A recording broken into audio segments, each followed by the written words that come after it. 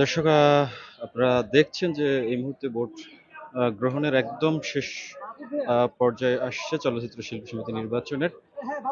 আর মাত্র 5 মিনিট বা 10 মিনিট বাকি আছে বলছে। তো আসলে এখন বর্তমান অবস্থা হচ্ছে যে যারা এখনো বাকি আছেন, যে ভোট দিতে পারেনি, তারা ভিতরে প্রবেশ করেছেন এবং ভিতর থেকে আসলে নতুন ভাবে কাউকে আসলে বা একদম বাইরের গেট থেকে প্রবেশ করতে দেওয়া হচ্ছে না।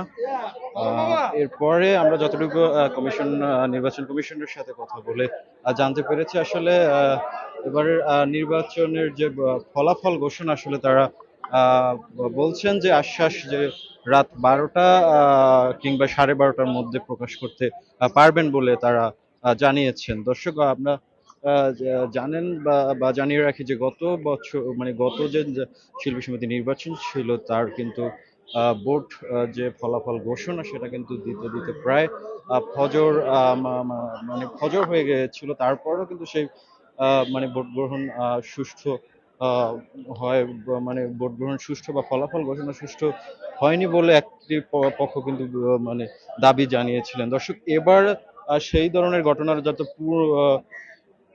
পূর্ণ প্রকাশ না পায় বা সেই ধরনের ঘটনা আবারও না ঘটে, সেই প্রত্যাশা রাখছেন বর্তমান এখানকার যে শিল্পীরা রয়েছেন বা প্রার্থীরা রয়েছেন। দর্শক, আপনারা দেখতে পাচ্ছেন যে সামনে যে আপনারা দেখছেন যে এখানে যে কলা কৌশলীরা ভোট দিয়েছেন, ভোট দিয়ে বের হয়ে আসছেন, তারা কিন্তু এখানে তাদের মতামত ব্যক্ত করেছেন।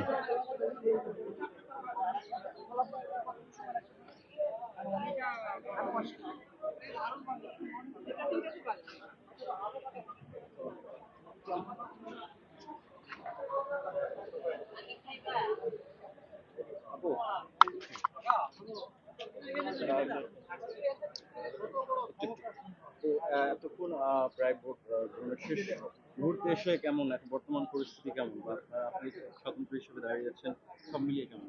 ভালো লাগছে, বাকিটা আল্লাহর হাতে। তবে আমার কনফিডেন্স, আমার বিশ্বাস, আমার ভাই বোনরা আমাকে জয়যুক্ত করবে, এটাই আমার বিশ্বাস। ফলাফল ঘোষণা করতে কতক্ষণ লাগতে পারে এটা বলতে পারি না, তবে আনুমানিক 3টা 4টা 5টা বাজতে পারে। হ্যাঁ, এরকমই হবে। হ্যাঁ হ্যাঁ আপা, ভোট দেওয়া শেষ।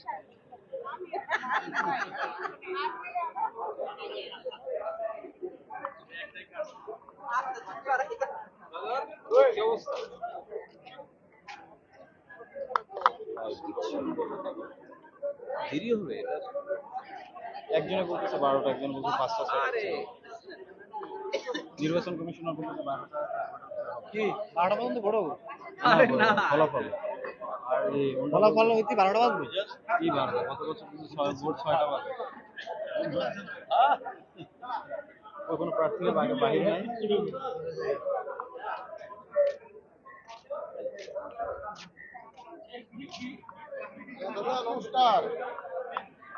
দর্শক, আপনারা দেখছেন যে শিল্পী সমিতির যে বিএফডিসি কিন্তু একটা সময় থমথমে নীরব থাকে, বাট বর্তমানে যে অবস্থা, এটা কিন্তু সবসময় শিল্পীর অবস্থা থাকে মানে না। কারণ এখন নির্বাচন চলছে, সেই প্রেক্ষিতে কিন্তু এখানে একটা জমজমাট বা একটা উৎসব মুখর পরিবেশ আমরা দেখতে পাচ্ছি। তবে এটার মানে এটা কতদিন থাকবে বলে মানে কতদিন থাকবে সেটা আসলে এই মানে শুধু যতদিন শিল্পী সমিতির নির্বাচনের আমেজ থাকবে, বা কিন্তু এরপরে কিন্তু আবার সেই আগের অবস্থানে শিল্পী সমিতি ফিরে যাবে, মানে এফডিসি কিন্তু ফিরে যাবে এবং এখানে দেখেন সবাই আর মানুষের যে আনাগোনা বা বর্তমানের যে আগের মতো, একবার যদি আমরা 1990, 60 বা 80 দশকে ফিরে যাই, সেই সময়ের যে শিল্পী বিএফডিসি যে মানে একটা আনাগোনা ছিল, মানুষের উৎসব ছিল, আমেজ ছিল, সেইটা কিন্তু বর্তমানে আমরা এখন আর দেখছি না। কিন্তু মাঝে মাঝে যখন শিল্পী সমিতি কেন্দ্রিক কোনো উৎসব তো শুরু হয়, তখন কিন্তু আমরা এই ধরনের একটা আমেজ আমরা দেখতে পাই, যেটা এখন বর্তমান চিত্র আপনারা দেখতে পাচ্ছেন। নিরঞ্জন দা, যদি আমার খুশিতে খুশি হস তাহলে আসুন। না, আমি আমি তো বুঝছি তোর কথা। এখন পর্যন্ত ভোট গ্রহণ কেমন চলছে? সব ভালো, সব কতটুকু আশাবাদী আপনি? আমি শতভাগ, কারণ গণার আগে তো আমি শতভাগ আশাবাদী। গণলে পরে বোঝা যাইব কয়টা বাদ হচ্ছে, কয়টা কে পাচ্ছে, বুঝতে পারছেন? কতক্ষণ লাগতে পারে ফলাফল ঘোষণা করতে বলে মনে করছেন? সেটা নির্বাচন কমিশনও বলতে পারবে কতক্ষণ লাগবে। এটা যে 2টাও বাজতে পারে, 4টাও বাজতে পারে, আবার 12টাও হইতে পারে। মনের ভিতরে এখন আসলে কি মানে কি কৌতূহল? আমি বলি যে পাশ করি থাকুন, আমি স্বতন্ত্র প্রার্থী, পাশ করলে থাকুন 21 জনের দলে, আর ফেল করলে থাকুন 24 জনের 25 জনের দলে। এইটাই হলো আমার কি করা, মনের ভিতরে কোনো আক্ষেপ থাকবে কিনা? কোনো আক্ষেপ নাই কি। আমি ধন্যবাদ। শিল্পী মানুষ না, আমার আক্ষেপ থাকবো খেললে গিয়া। ঠিক আছে, ধন্যবাদ। তো দর্শক, আমরা কথা বললাম একজন যে প্রার্থী যিনি স্বতন্ত্রভাবে দাঁড়িয়েছেন। তো তিনি বলছেন যে আসলে হার জিত তো থাকবেই সবকিছু, তার মানে কোনো আক্ষেপ থাকবে না। হেরে গেলেও থাকবো, জিতে গেলেও থাকবো। দর্শক, এমনটাই হওয়া উচিত আসলে শিল্পীদের আচরণ। কিন্তু আমরা আহ, আহ, কিছু কিছু আমরা সময় দেখতে পাই যে আসলে এই ধরনের আহ, অবস্থা বা সবকিছু মিলে কিন্তু পরিস্থিতি স্বাভাবিক থাকে না।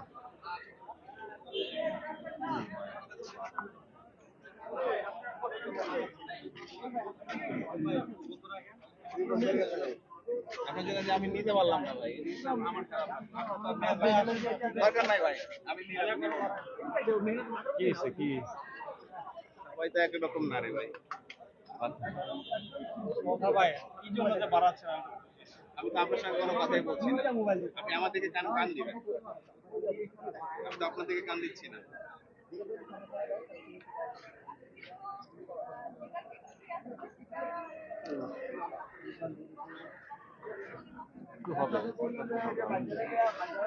দর্শক, আমরা দেখতে পাচ্ছি যে এই মধ্যে চিত্রনায়ক আমিন খান কিন্তু ভোট দিতে রয়েছে।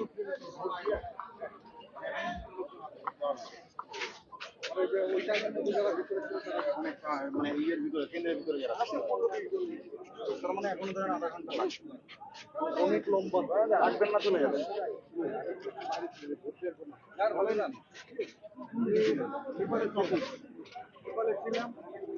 আসার কথা আগামীকাল, একদিন টিকিট আগাইলে 3টা নাম এখানে ভোট দিয়ে এখন পাচ্ছে।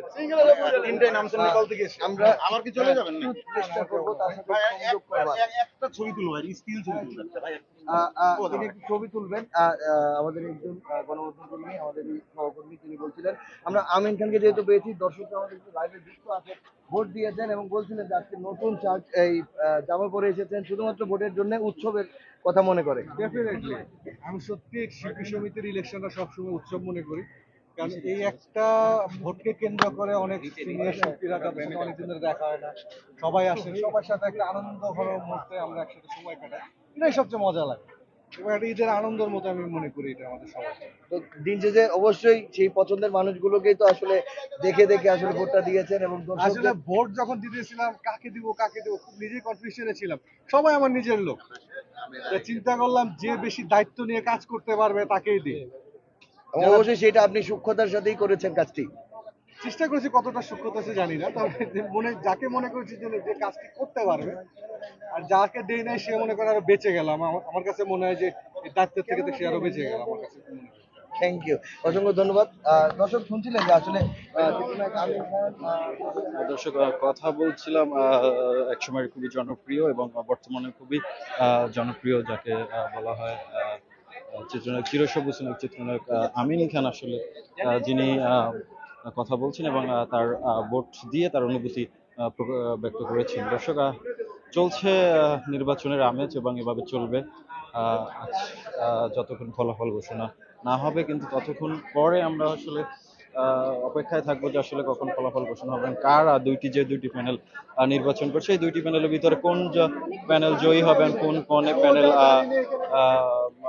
মানে হেরে যাবে, সেটা সময়ের অপেক্ষা এবং আমরা আর 1 ঘন্টা পরেই সেটা আসলে আমরা জানতে পারবো।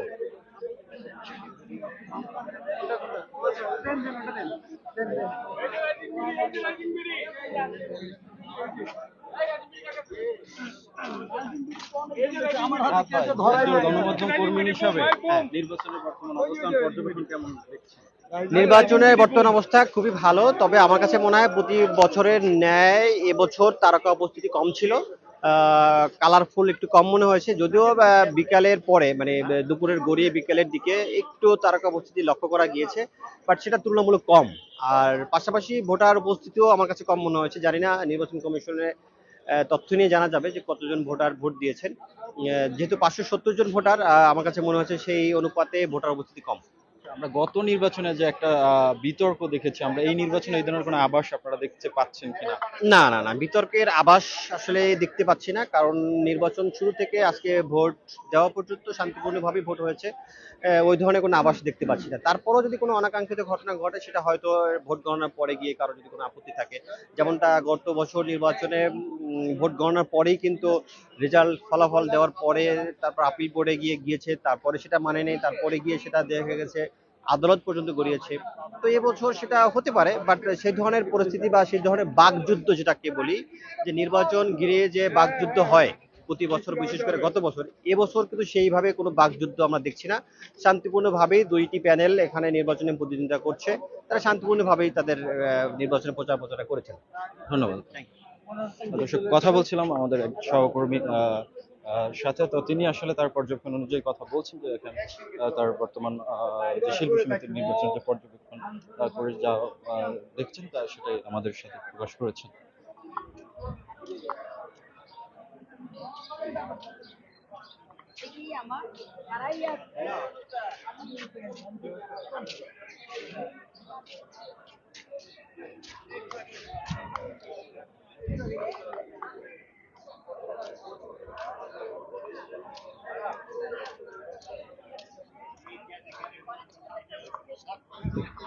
এই লাইভটা কখন দেখাবো?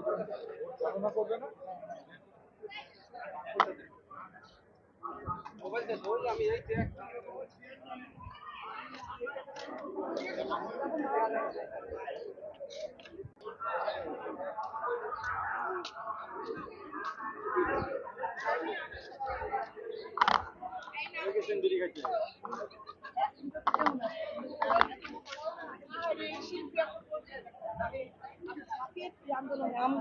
আমরা তখন আমাদের কিন্তু জীবনের মায়া ছিল, তাই না? আমরা মানুষ, আমরা জীবনকে উপেক্ষা করে, আমরা জীবন মরণকে উপেক্ষা করে আমরা ঝাঁপিয়ে পড়েছিলাম আমাদের আত্মসম্মান বোধের জন্য, আমাদের সদস্যপদ ফিরিয়ে আনার জন্য। সেটা এখন হয়েছে নিপুণাপুর জন্য, এবং এবং সেখান থেকে আমি নিজেই একজন প্রার্থী। আমি আসলে ভাষায় প্রকাশ করতে পারবো না এটা কতটুকু আনন্দ আমার জন্য। সামনে কিভাবে কাজ করেন যদি জয় হন আপনি? আমি জয়ী হই আর না হই, আমি কাজ করব, কারণ আমি যখন কাজ করেছিলাম, আমি 103 জনের ভোটাধিকার আমরা ফেরত দিতে পেরেছিলাম। তখন কি আমি প্রার্থী ছিলাম? তখন কি আমি কমিটির কেউ ছিলাম? তাহলে আমি যদি তখন কমিটির কেউ না হয়ে আমি যদি সদস্যদের জন্য কাজ করতে পারি তাহলে আমি চেয়ারে যদি আমি পাই, তাহলে আমি কি কাজ করব সেটা আমি প্র্যাকটিক্যালি দেখাই দিব। ঠিক আছে, ধন্যবাদ।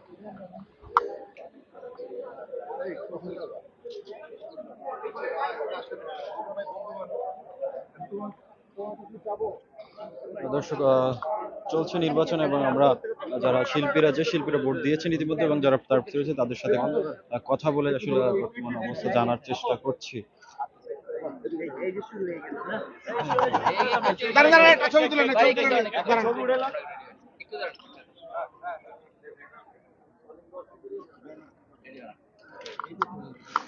আচ্ছা, আপনার চালু করুন। তোমরা সরে যাও, ওরা ইন্টারভিউ করো।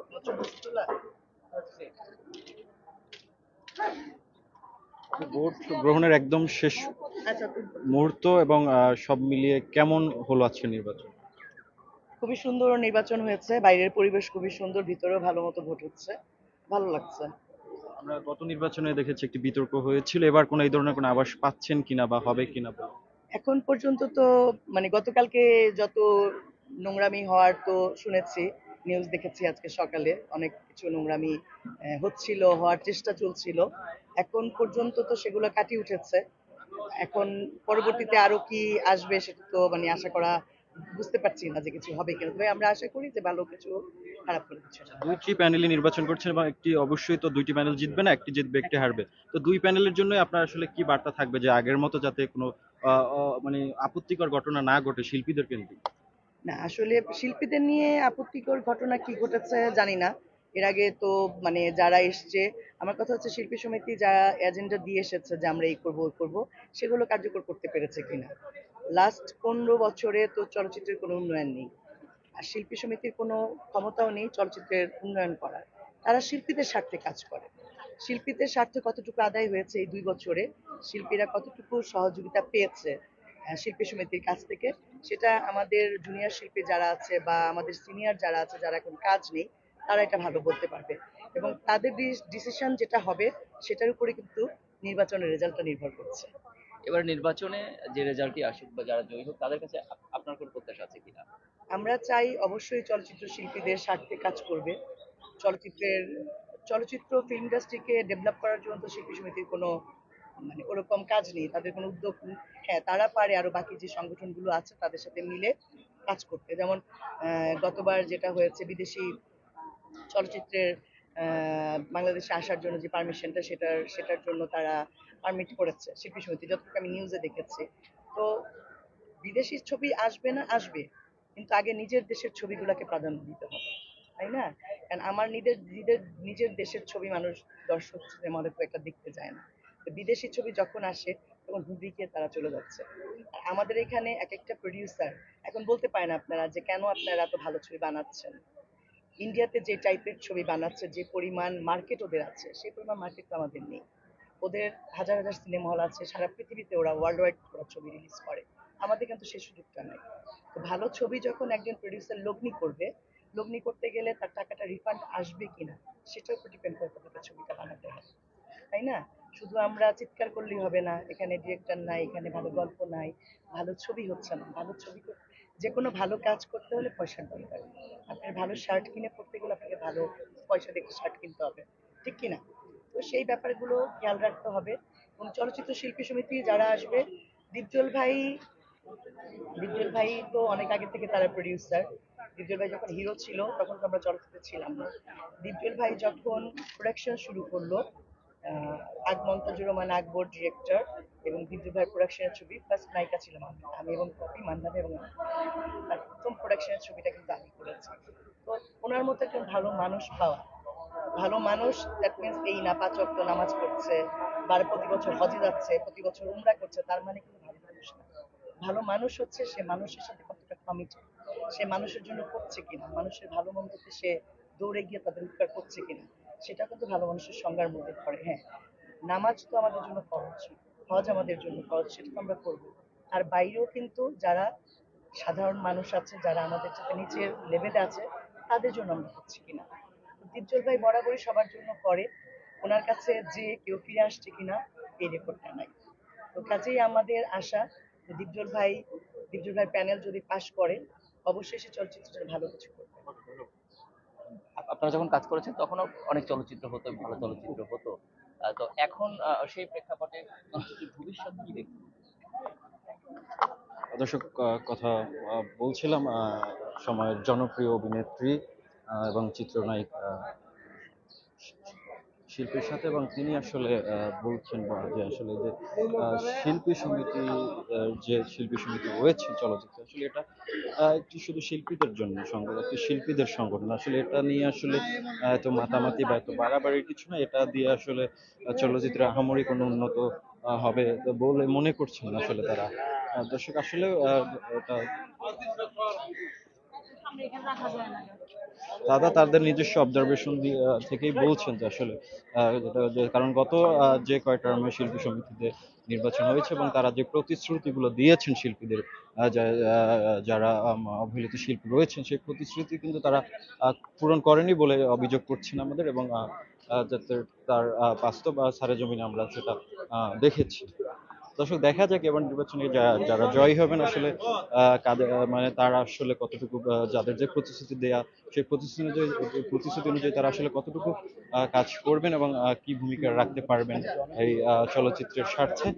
দর্শক, এখন আপনাদের সাথে ছিলাম আমি, এসআর নাইম। আপনারা দেখছিলেন দেশের কণ্ঠ লাইভ।